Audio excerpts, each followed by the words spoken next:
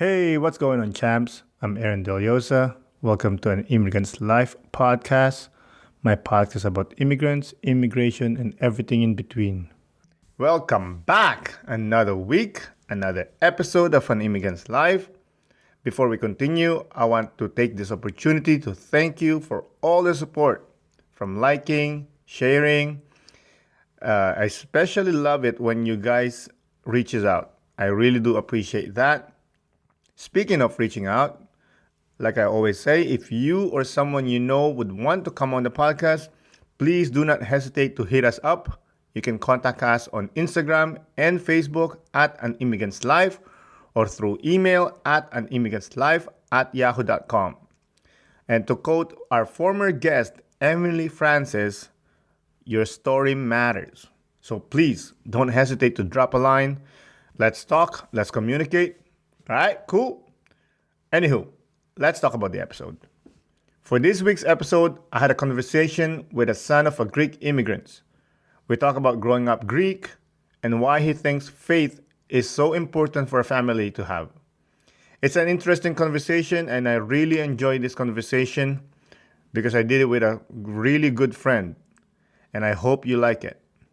Enough said. Without further ado, let's get into the show. Isa, dalawa, tatlo. Today, we have a very special guest. He's a businessman, a dog lover, and a self-proclaimed outdoorsman. His body is no Adonis, and he's not as smart as Athena, but I still love him anyway. Everyone, please welcome my brother, Tom Katsabanis. Oh, thank you so much. What a great honor it is to be here. Amazing introduction. Thank you so much. Oh, you're welcome, and thank you for doing the podcast. It's my pleasure. It's my pleasure. So, would you like to introduce yourself? Sure. My name is Tom Katsabanis. I live in Montreal, Quebec. I own a restaurant. I've been owner for the last 20 odd years, on and off. And of course, my parents were immigrants. They came here from Greece back in the 1960s, and I have been very much influenced by them. And I'm here to tell a story. Excellent. Yes. All right. The first question I'd like to know is, what's your Greek name? What's my real name? Yeah. Right, because it's so hard to pronounce. A lot of Greeks, they kind of like choose arbitrary names and like just call me this name. So my real name is Athanasios. So that's my real name. So Athanasios. Yeah, from that I get Tom. You derive Tom from that. So, but when you're growing up, did you introduce yourself as Athanasios or just Anthony? No, mostly Tom or Anthony, depending. I was sort of like against Athanasios very young. I didn't like the name, but my dad insisted. Now, of course, a lot of people may or may not know this, but Greeks, we have a tradition where we name our children after our parents. So if you were to have, let's say, a son, you would name it after your dad. Or if you had a daughter, you would name it after your mom. So that is a tradition. That's it's a very important tradition in Greece, and that continues to this day. So I was named after my grandfather, and that was that. There was no option. So that was my name. That was my name. My name is Athanasios. Now, there was a time where I remember my dad had to register me, like in school. And I remember I was young, of course, I was very young, but I knew enough to say, well, I don't want to be known as Athanasios. But my dad insisted. He was like, no, that's your name. And whether you like it or not, that's your name. So yeah, that is my name. But I mean, of course, to my friends, I mean, they all know me as Tom or Anthony. Yeah. I know Anthony. Well, I know Tom as Anthony. Yeah. So even he says it, that I'm probably the only person that calls him Anthony, and everybody calls him Tom. Yeah, that's right. Yeah, I guess that was a phase. That was my Anthony phase back then when we first met. But but it's Tom for most people. Okay. So speaking about Greek's tradition, What's up with Greeks celebrating name day over their birthdays? Can you explain that? Yes, of course. Well, I mean, Greece in the past, maybe a little less so now, has always been a very religious society. Religion has played a very important role in their lives. It continues to this day, but to a lesser extent. But most Greeks do consider themselves to be very, very religious. Now, you go back hundreds of years ago, even thousands of years ago, it was very much so. I mean, that was the most important aspect of their lives was their religion. And what was the most important thing to them was, of course, their saint. So you were named after a saint. So you took a Christian name. So your name was basically named after a saint. You couldn't just be any name, right? I mean, you couldn't just name somebody whatever. It had to be a Christian name. And you celebrated that saint. That's Saint's Death Day? Yes, that's the death day. Yes, absolutely. And that was the most important thing. Your birthday was really inconsequential. I mean, nobody really cared about your birthday. It's like, who cares? I mean, what's important is your name day. So because it was linked to the religious aspect, whereas your birthday was just the day you were born. I mean, Oh, okay. that wasn't important at all. Of course, that's changed. That's really changed now. And now what you find with the younger generation is that they do celebrate their birthdays now. Like from me going to Greece, I mean, my niece, my nephews, I see that they do celebrate birthdays. That's very important, but name days are still more important. Okay. So it's based on religion.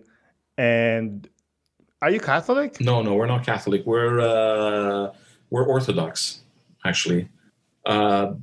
So we are Greek Orthodox. Now, the reason why it is Orthodox is because this is where the Christian religion, this is where it originated from. That's why it's called Orthodox, because it's the original religion, Christianity, the way it was conceived at that time. Now, what happened is at some point, I think I don't remember the exact date, there was a schism in the Christian religion where they kind of split because they weren't agreeing on certain aspects of the religion. So that's when Catholicism came in. Okay. And they changed things around a little bit. They did their own thing, sort of. But the Greeks, they kept it to the original, which is why it's called Orthodox. So we're kind of like the originalists, sort of say. Never change. No, we didn't change. We sort of like still adhere to the original, the way it was first sort of like brought up. That's the way we still do things. Whereas Catholicism, they kind of like did their own thing. And from there, we also got other denominations of Christianity. We got Protestantism, Baptism. It branched out. Yeah, they branched out. Exactly. They branched out. So, yeah. And so which part of Montreal did you grow up? So I basically grew up in the Plateau area. So, and then when I was like 5 years old, we moved to the Plateau, Mount Royal, and Saint Dominic. Now, of course, today it's a very trendy area. People are buying expensive condos there. Like people love living there. Of course, when I was growing up, that wasn't a very trendy area. It wasn't very trendy at all. People. No, it was trendy for immigrants. Yeah, it was trendy for immigrants. Yeah, I'm not sure if they wanted to. I think it was just kind of like where they could afford, to live. So yeah, it wasn't exactly the best place to live. It wasn't terrible. But it was where immigrants kind of like went at the time because it was more accessible to them to actually go there. Well, the homes were very old. They weren't renovated at the time. They were very sort of like run down a little bit. Of course, over time, people started to leave. They started to branch out to different areas, and as we all know, like the last maybe 15 or so years, it's become a very trendy area. Okay. And you mentioned earlier that you are ethnically Greek. Yes. Who migrated to Canada first? Well, my parents did. My mom first came here. She came here first, I believe it was 1965. And then I think about 6 or 7 months later, my dad came. Were they married then, or? No, they married when they came here, but they knew they were going to get married before they came here. What do you mean?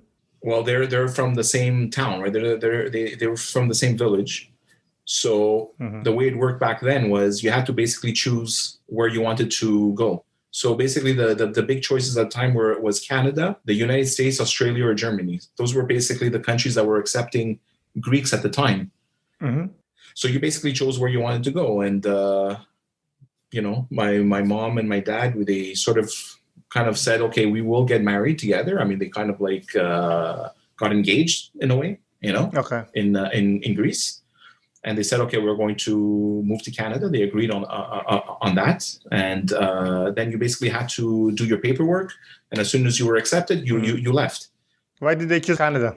You know what? There wasn't any particular reason. I think it was just a matter of everybody. It depends on like what you find like from my village, for instance. It's a small town. There's about 1,200 people. What you find, like I find like there's people that move to United States. There's people that move to Australia. There's people that move to Germany. So basically what influenced their decisions was basically where your brother was going. Oh, so they have family here?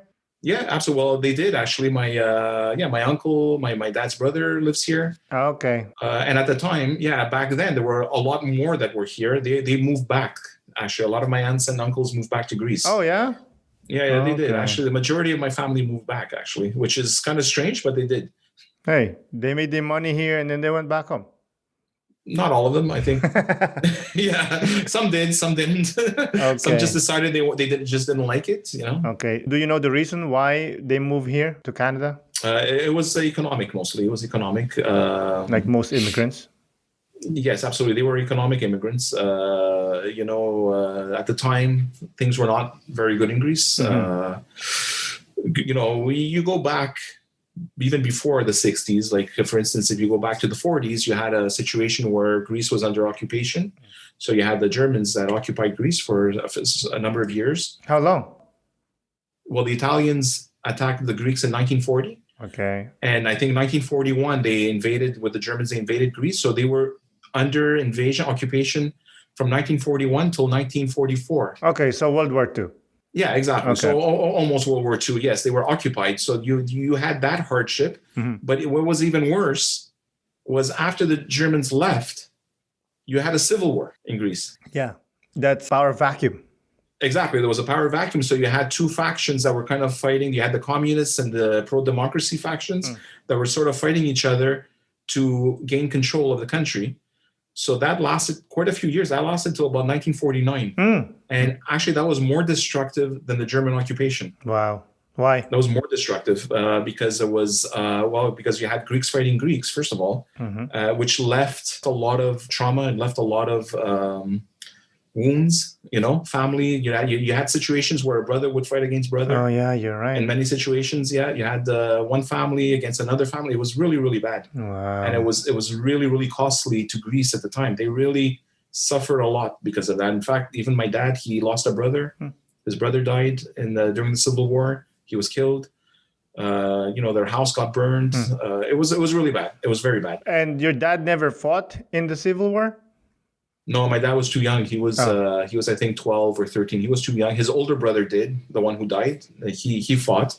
Now his family was kind of left. It was like kind of like a communist. Like they believed in communism, which today a lot of people would be like, oh, geez, communism, man, that's bad. But at the time it wasn't bad.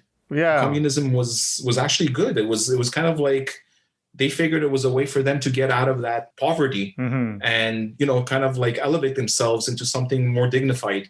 So it wasn't bad. Communism as an idea was actually very good. And people were fighting for that idea. Yeah, that's why it works with a lot of poor countries. It's because of the poor, right? Like they like the idea that everyone's equal. Exactly. Democracy, yes, it's the best type of government, but it doesn't really show that it's equal. No, it's not. In communism, it's clearly that, whatever the doctor is doing, he's going to get 10 bread. If you're a janitor, you will also get 10 bread. Exactly. So for a poor person, you'll be like, yeah, I will choose this. Absolutely. So I'm assuming that's what your family did. Absolutely. That was the idea at the time. That was, now, we could, in hindsight, we could look back and say, well, communism doesn't work. We've seen what happened in Russia. We saw what happened in other countries. It's like, as a system, it's really not a good system. But at the time, I mean, to them, it was a good system. It was a system that could really help them, and they were fighting for that system. And that's why you had that civil war, where you had one faction, a very large faction, that was pro-communist and fighting the pro-democracy, let's say, and that really was very destructive, and that really left a lot of wounds. And what ended up happening, of course, was the pro-democracy group won out. Okay, and the leftists, right, the people that believed in communism, they were stigmatized after that. So for many years after that, they weren't able to get good jobs. People wouldn't hire them, and many of them actually had to leave. They had to leave the country because they couldn't really make it in Greece. Is that what happened to your dad? To his family, yes, absolutely, yes. They felt that they needed to leave because there was really not a lot. But it wasn't just that; it was just like the opportunities weren't really there, Yeah, so they a lot of people emigrated. This question might sound silly, but did they take a boat or they take a plane? Actually, when they first came here, they took a boat. How long did the ride last? You know what? If I remember correctly, I think it lasted about a month, about 30 days. Yeah. Oh, yeah, I know. It seems like, oh my goodness, 30 days, but man. Yeah. So it was a long trip. Wow, man. So when your mom came here, she settled with her family, right? Yeah, when my mom came here, her sister was here. Her sister was already married. Then my dad came. Why is it your mom first? Why didn't they come the same time? Oh, it was because after you made your application at the time, they actually would tell you when you were to leave. Yeah, but didn't they apply the same time? I believe they did, but I don't think that really always meant that you were to be accepted at the same time. Oh yeah, and they're not married, right? No, they were not married. They were just to the authorities. They were just two different individuals that just wanted to go to Canada amongst thousands of others. So yeah. So when your mom came here, what did she do for a living? Yeah, no, actually, my mom, she was a seamstress. Actually, she learned the trade in Greece. Growing up, when she was a young girl, she learned it, and when she came here, she actually went to work in a factory. Sewing, making clothes, because there were many factories in Montreal. I mean, today obviously all of them moved to China. But back then there were a lot of factories in Montreal that were making clothes. Yeah, there were quite a few. Okay. And then your dad, what did he do? So my dad, when he came, my dad didn't have a trade. Like he didn't go to school to really learn anything. So my dad went to work in a restaurant. So that's what my dad did. He worked in a restaurant. In fact, when they first moved to Montreal, my dad was working 2 jobs. And my mom still was able to make more money than my dad, actually. Wow. Working as a seamstress. Yeah, she was making more money than my dad was working 2 jobs in restaurants. That's crazy. Did your family stay close with the Greek community? You know what? Yes and no. My dad, he was a little closer to the Greek community. But if you look at the trend, like where the Greeks were going, like when they first moved to Montreal, they kind of moved in the area where all the Greeks were. And then after a few years, all the Greeks were moving to Park X, right? That was the next big Greek community. My parents never moved to Park X. They never went there. My parents went to the Plateau. They went to Mount Royal and St. Dominic, where there were no Greeks. Why do you think so? You know what? I don't think they felt that they needed to be around a lot of Greeks. I'm not, I mean, that's a good question though. I mean, I'm not quite sure, because I know the trend was all the Greeks were kind of like all moving to the same direction. They were all going to the same area. But I guess my parents just kind of like bucked the trend a little bit, and they just went to Plateau. And we were literally the only Greeks living on that whole area. Like there were no other Greeks there. Yeah, I understand that, because I remember when we're about to move here, my mom asked me and my family, obviously, where would we want to live? Do we want to live close to the Filipinos or do we want to live somewhere else? And I clearly remember saying away from Filipinos. Not because I don't like Filipinos. I love Filipinos. They're my people. But the drama and the gossip. Yeah.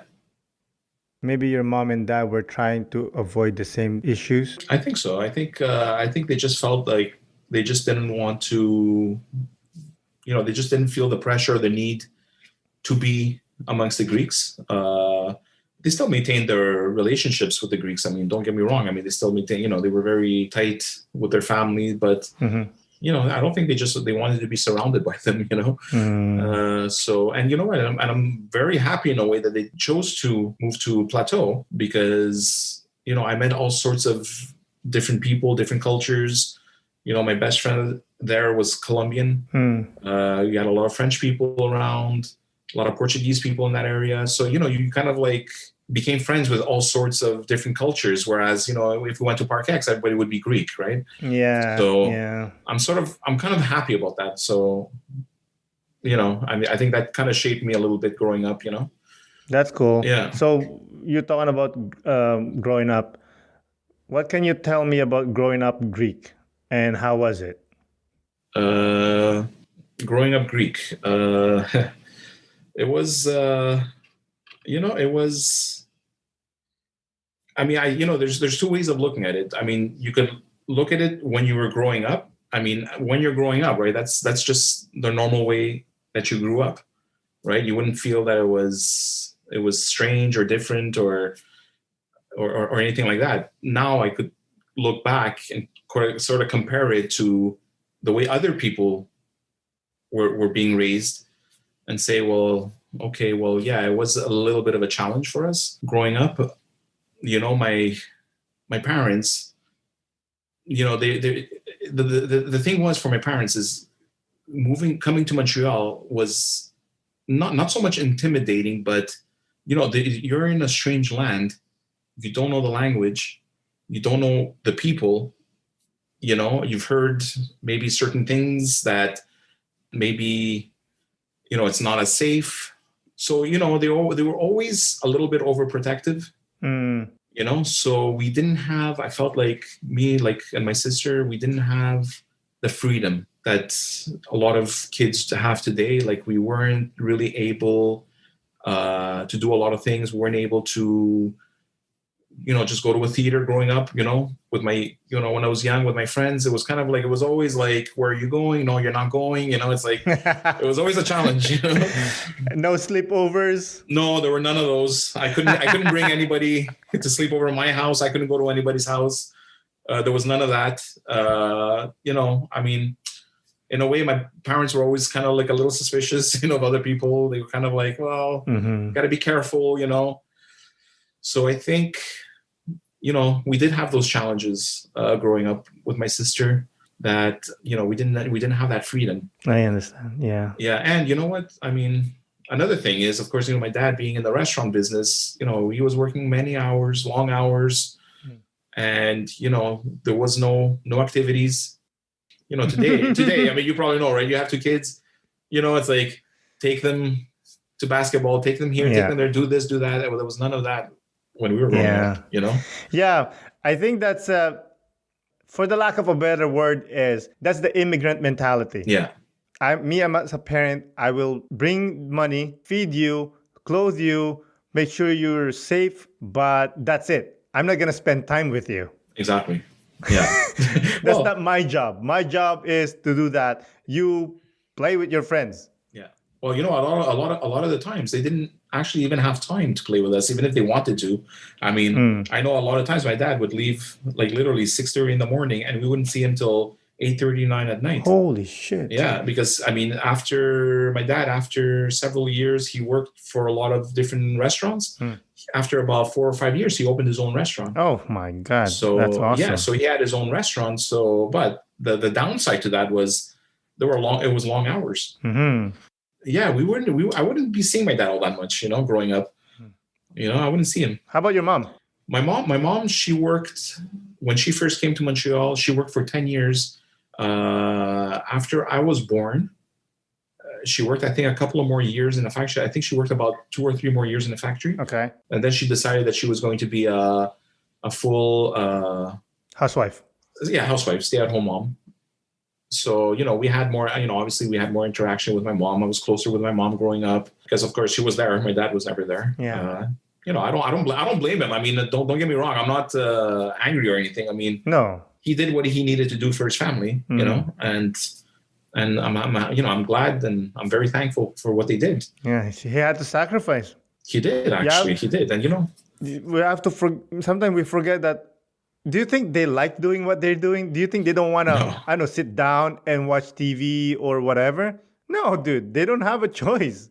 exactly. It was tough. It was really tough. And, growing up, when I was, from 10 years old onwards, the summers, my dad would take me to the restaurant. So I had to go help him. Yeah. So my summers were like, you got to come to the restaurant. So he would wake me up 6 a.m. Oh, how old were you then? I was, I started at around 10 or 11. He started taking me to the restaurant. Yeah. I think he felt I was old enough where I needed to work, Yeah. For sure. What were you doing? Doing dishes or cleaning the table? Yeah, just started cleaning, giving drinks, stuff like that. Just not nothing hard, nothing too difficult. But he wanted me there. He wanted me to learn, work. Mm-hmm. I'm happy he did that because he instilled a lot of that mentality in me. Yeah. But at the same time, I was 11 years old. It's like, it's my summer. Let me enjoy my summer. It's a double-edged sword, right? It is, actually. It is. It's like, okay, I'm gonna instill hard work in you, but I'm gonna take away your freedom of summer, or I'm gonna let you play as much as you want, but you're gonna be like freeloader. I don't know. Well, no, you can't be a freeloader. Not in that family. Growing up, there was no space for freeloaders. There was just couldn't be a freeloader. No. That's funny. All right, so let's stay being Greek. Were you proud of growing up ethnically Greek, or were there times that you didn't want to be associated with Greeks at all? That's a good question, actually. Thank you. I've always been proud of my heritage. I've always been proud of, where my parents came from. And one of the things that kind of helped a lot in that domain is that the fact that we would go to Greece often. Like ever since I was maybe even before my mid-teens, we would go to Greece every second year. Wow. So that kind of introduced me to my culture, and I was able to learn a lot. I was able to, of course, meet all my relatives there, my grandparents. I was able to speak the language very well. I was able to write. I mean, I went to Greek school every Saturday. So yeah, that was another thing. Greek school every Saturday. So, oh my God. It wasn't easy. It wasn't easy, I have to admit. But no, I was never, I always felt proud of my heritage. I always felt proud. Mm-hmm. Now, I'm also a proud Canadian. Mm-hmm. I love this country. And now, a lot of people ask me, I don't know if this would maybe be your next question. Do you feel like you're more a Canadian or a Greek? And yeah, and you know what? That's a tough question. I do love this country. I love Canada. I feel like this is my country. This is where I was born. This is where I was raised. This is where I got many of my values are Canadian values. But you know what? At the end of the day, I am Greek. I mean, my heritage is there. That's, when I go to Greece, I feel like this is where I'm from. This is where my parents are from. This is where my lineage is from. So, it's kind of like, it's kind of strange because, a lot of times what you find with other cultures, like I find like a lot of people when they immigrated to Canada, they cut their ties with the old country. Mm-hmm. And that kind of made it, let's just say, a little easier for their kids to kind of like assimilate and not to think of the old country and not to associate it with it. And they could say, well, yeah, my parents are from whatever country, but I have got nothing to do with that country. I mean, I'm Canadian. Whereas with us, especially with a lot of Greeks, I find that they always went back. They always went back, and they brought their kids, and the kids kind of like met all the rest of their relatives in Greece.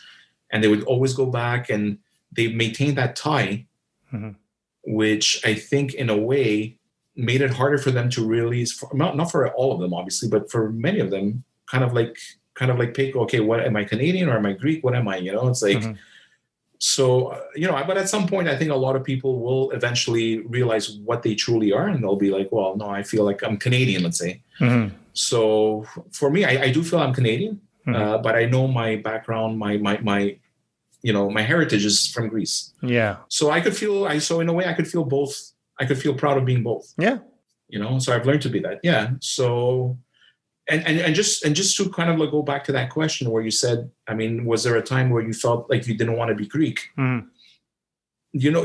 For me, it's more modern Greeks. I find are a little. I mean, I love Greece and I love Greeks. Really, I do. They're very lively people, but I find sometimes they're annoying sometimes. They're really annoying. They have this huge ego. All these Greeks have this huge ego, and they I think have a like they're friend the. that is Greek. Yeah, you do. And I think that's where I kind of like, I'm like, geez, do I really want to be associated with these people, man? They're like, man, these guys are really annoying. But it's who we are, right? It's like They're just proud. they are proud. Yes, absolutely. We're very proud, and that's what it is. That's a beautiful thing. But yeah, even when you were growing up, even when you were like a teenager in your rebellious phase, you always say, "Yeah, I'm Greek." Yeah, yeah, absolutely. Yeah. That's awesome, man. What makes you the proudest being ethnically Greek? You mean what, like what idea or the concept or what? No, like let's say me. Okay, recently Disney showed a video, a short film about Filipinos, and it shows that we're so close to our family, Yes. and not just like mom and dad. We're talking about even grandparents, And when we do this thing for Filipinos, that when we see our elders, we grab their hand and put it on our forehead to show respect, right? Okay, it's called manopo. That made me proud that we are very family oriented and we respect our elders. Mm-hmm. How about you? You know, the thing that does make me proud about Greek society and my heritage is how much we place on our religion and how important it is in our lives. That it's so important that it's actually written in our constitution that we are Greek Orthodox. Really? Whereas absolutely, yeah. But can you practice other religion? Yes, you can. You have the freedom to practice any religion you want. Okay. But it's just to show how important it is in our society, how important religion is. And I find that in a way that's kind of like anchored us throughout the years. Our religion has, and and in a way, even though we might have believed in different politics, it kind of like brought us together when we most needed it. We had our religion to help us, and for me, that's very important. And I like when I go to Greece, and you have like these religious holidays, and people get together, and they do the dancing and the music, and it's all based on religion. Really, it's all based on religion, beautiful. and I think I really enjoy that. I really like that. Mm-hmm. That's awesome, man. Speaking of dancing and tradition, I remember when you invited me to your wedding, which was very beautiful, and thank you for inviting us. It was our pleasure.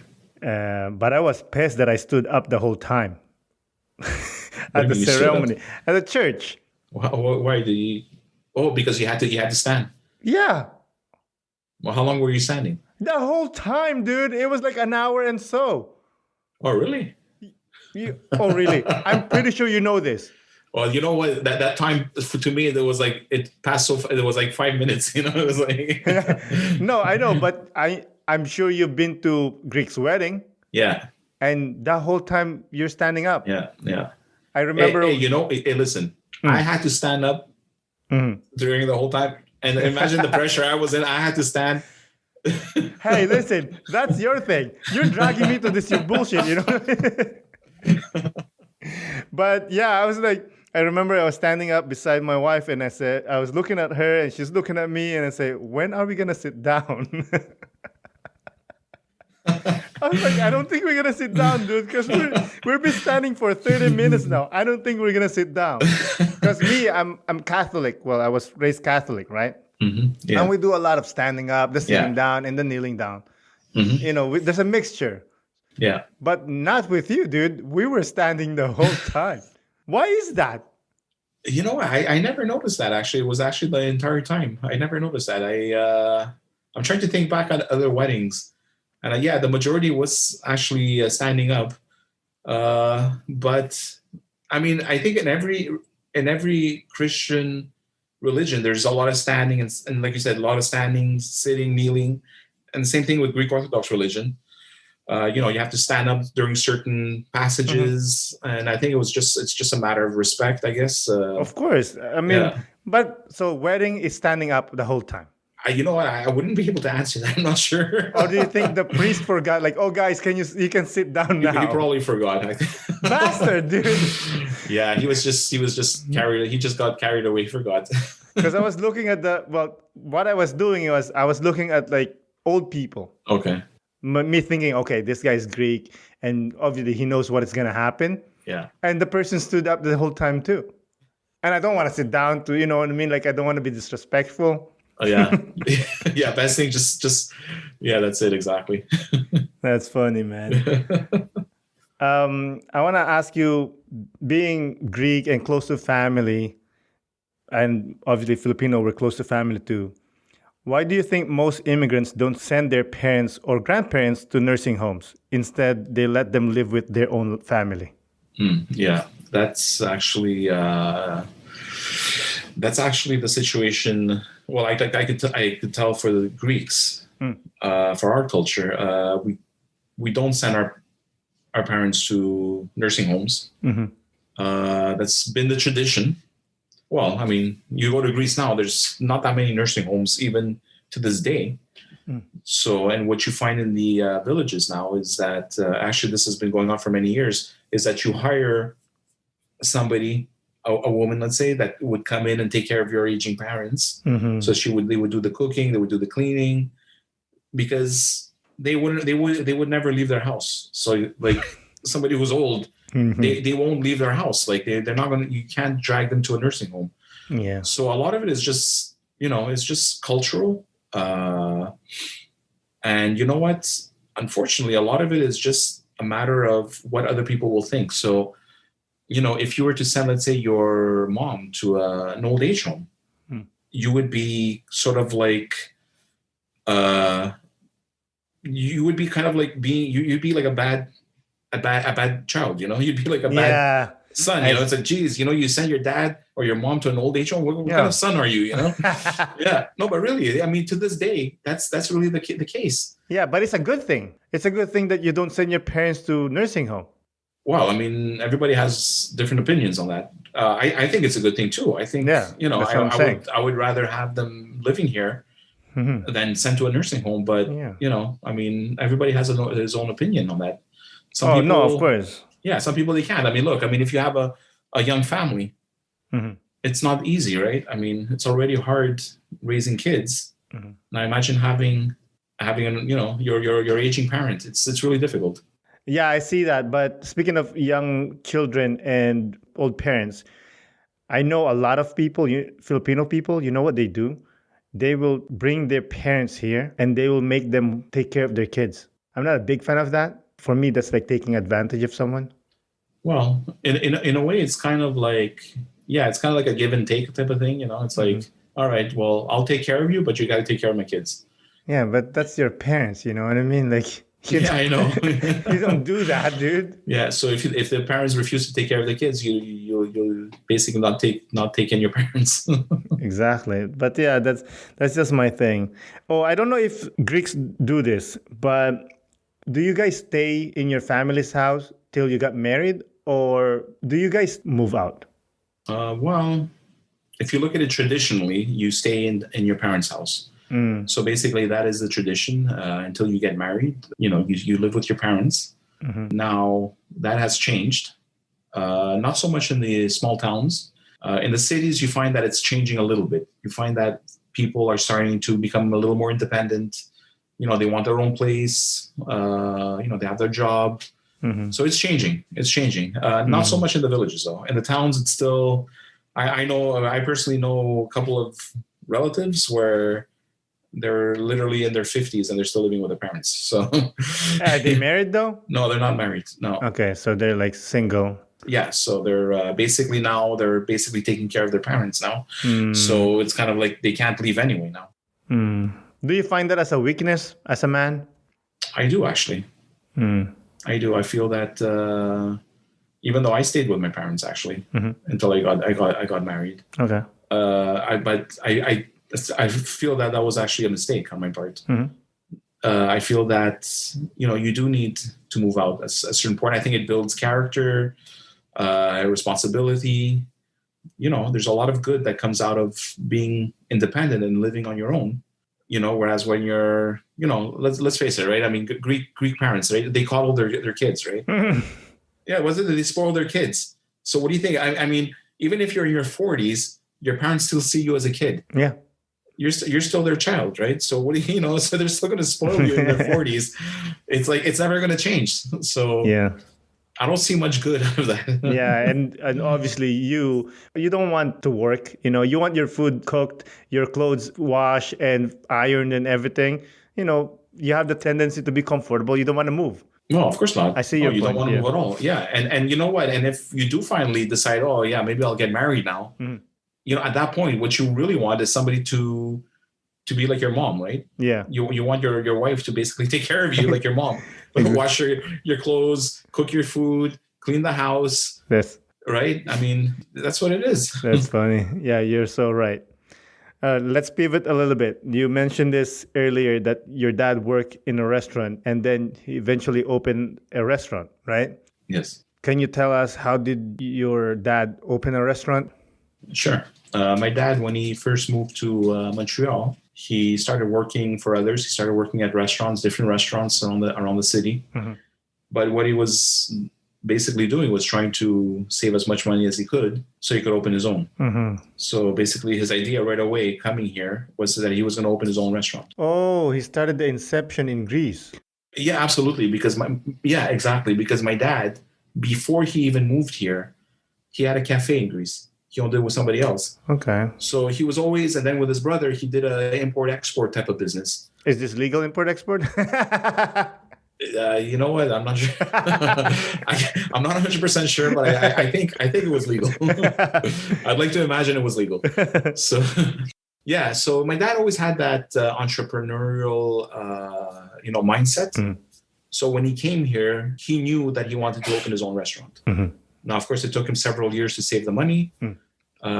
So what ended up happening was after about 5 years, he saved enough with my mom to open a restaurant. So he basically bought a restaurant from somebody who was already operating, and he bought it because the guy wanted to sell. Yeah, he took over the restaurant, and that's how he started. Wait, 5 years? That's pretty impressive, man. Like from zero to owning a restaurant.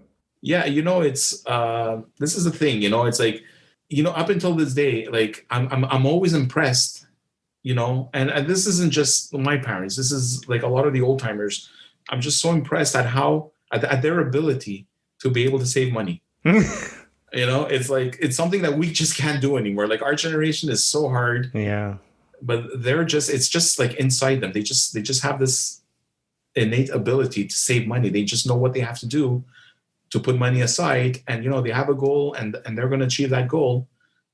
We kind of like get lost along the way, because we have so many interests, so many different things, so many different little roadblocks. It's so hard for us, but they're just able, and yeah. Well, we had freedom for us to spend money, but with them, it's the fear of being hungry again, because they grew up poor. I'm pretty sure. Yeah, they did. Yeah. Right. And most of immigrants grew up poor.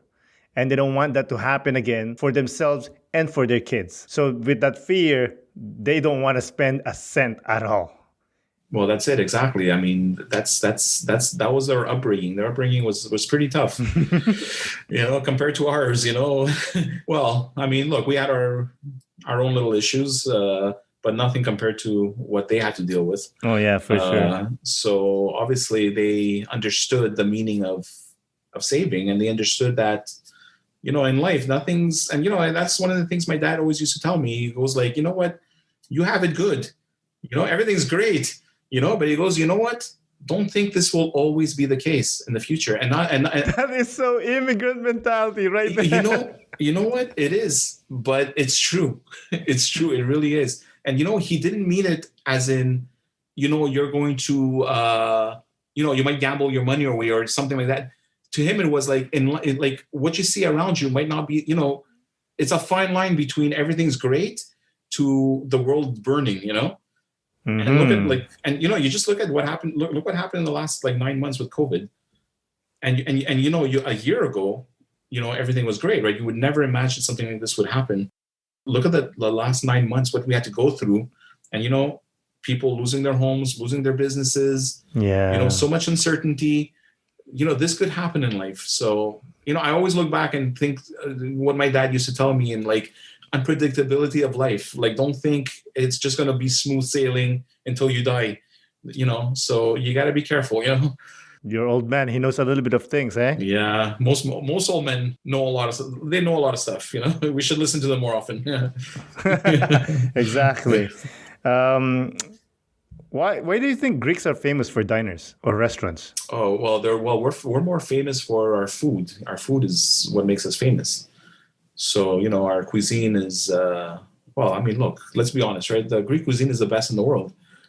All right, take it easy. Well, I'm telling you, it is.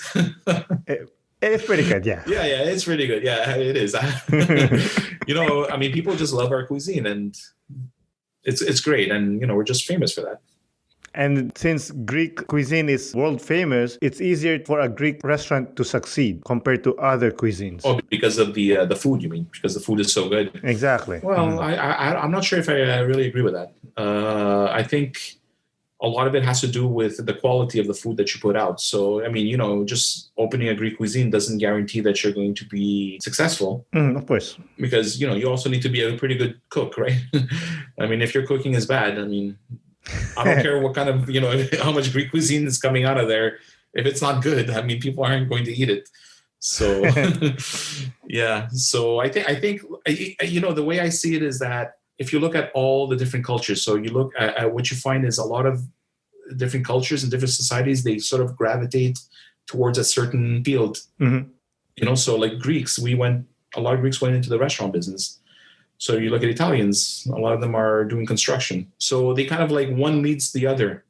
So back then in the 60s with the Greeks, they just kind of gravitated more towards the restaurants. Okay. So that's why a lot of Greeks are restaurant owners, because it was just kind of like one after another. They were just kind of like being influenced by each other and saying, okay, well, let's open a restaurant. Let's come work in a restaurant now. Open your own restaurant.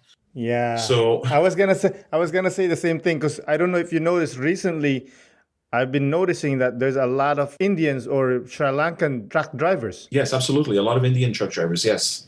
Yeah, so obviously it's like one person did it and told one guy, say, hey, do this. Yeah. Same with Filipinos. Most Filipinos are nurses or cleaning ladies. Exactly.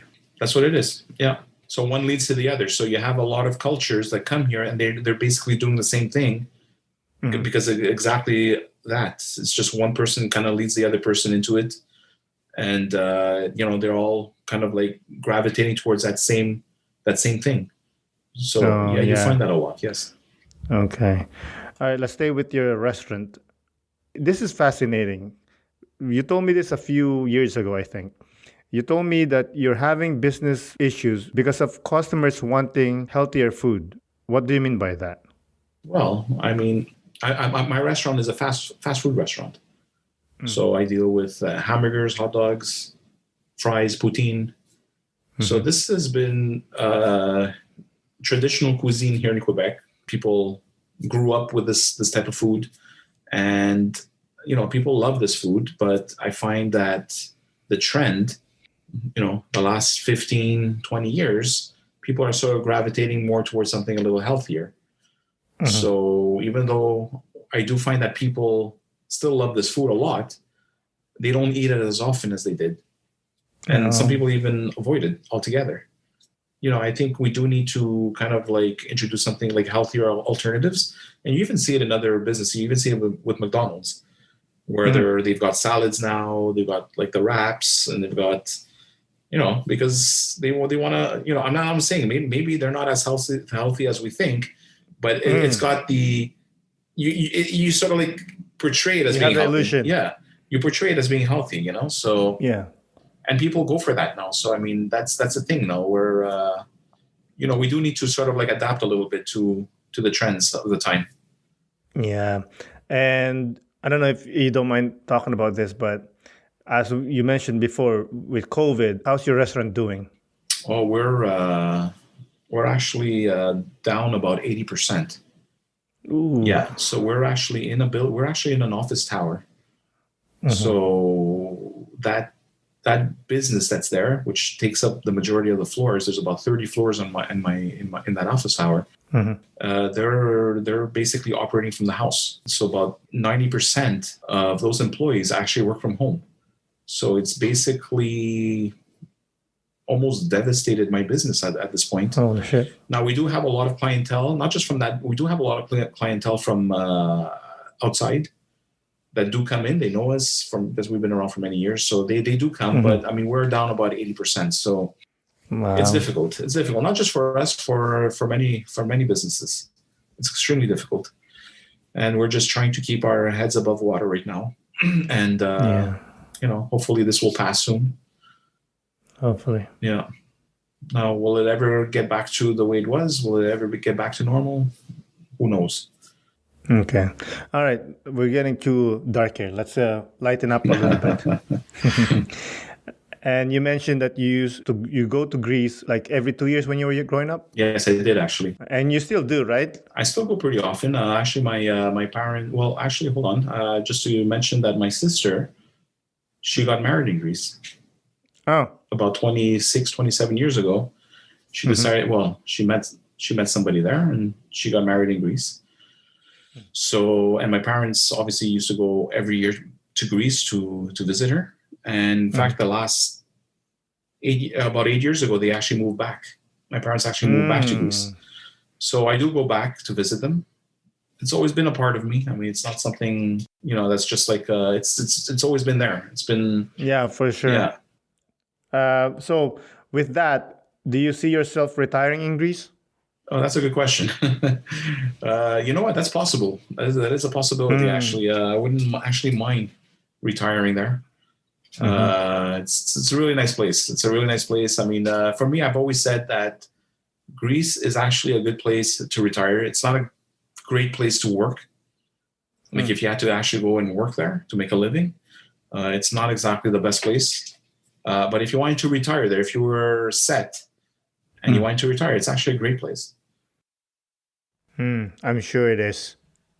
I'd love to ask you more questions, but unfortunately, we're running out of time. But I want to ask you this one last question. You seem to learn a lot from your dad, who's an immigrant. So I'd like to ask you this. Is there any advice that you can impart to an aspiring immigrant? Well, I would say to them, have an open mind. This might be a very different society from where you came from, but the opportunities are there. If you stick with it, if you apply yourself, if you open your mind, the opportunities are there, and it's for them to actually seize those opportunities. And seeing, my parents. I mean, they're a great example of what can be achieved because my parents came here and they didn't know the language, they had no money, they had very little skills, and yet they were able to actually be successful. So they're a perfect example for anybody that wants to come to this country and say, well, you know what, you have the opportunities. It's just for you to actually seize those opportunities. So that would be my number one advice to them. Just stick with it and you can do pretty well. Thank you. Thank you for the message. Is there anything would you like to add before we close out? Well, I think for me, it's just looking back and just kind of like growing up and, thinking how close we were as a family. And I think, even though we might have had, we might have not agreed at the time, like I might have not agreed when I was growing up. I find that overall, it was actually, there was more good than bad. So, we ate together as a family. Sunday we had to eat. There was no way I would be able to skip out of eating lunch. It's like we ate all together, and we did things together as a family. And I think that was important growing up. And I think that makes you the person. It actually instills certain principles in you.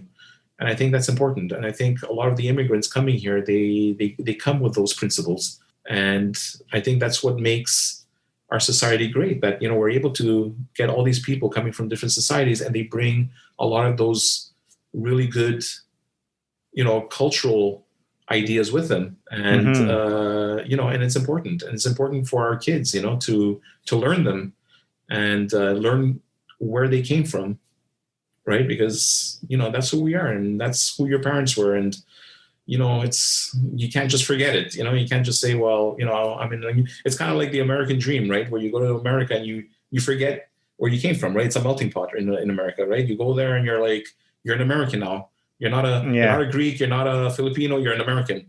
Well, here it's like, you're not just a Canadian, right? You're also a Filipino, you're also a Greek. Yeah, And, at the same time. Yeah, exactly. You don't forget your culture, and that's important. That's beautiful. Beautiful word from beautiful man. Thank you again for doing the podcast, my man. It was my pleasure. I really appreciate it. My pleasure. Thank you for having me. It was really fun. And if you ever need me to come again, I'll be more than happy. All right, my man. I'll remember that. All right. Thanks. Again, thank you. Thank you. Same to you. Thank you so much. Thank you. Bye. Bye-bye. Again, Tom, thank you for coming on the podcast. I really do appreciate it. Thank you, listeners, for listening. This is Aaron Deliosa for An Immigrant's Life. I'll see you guys later.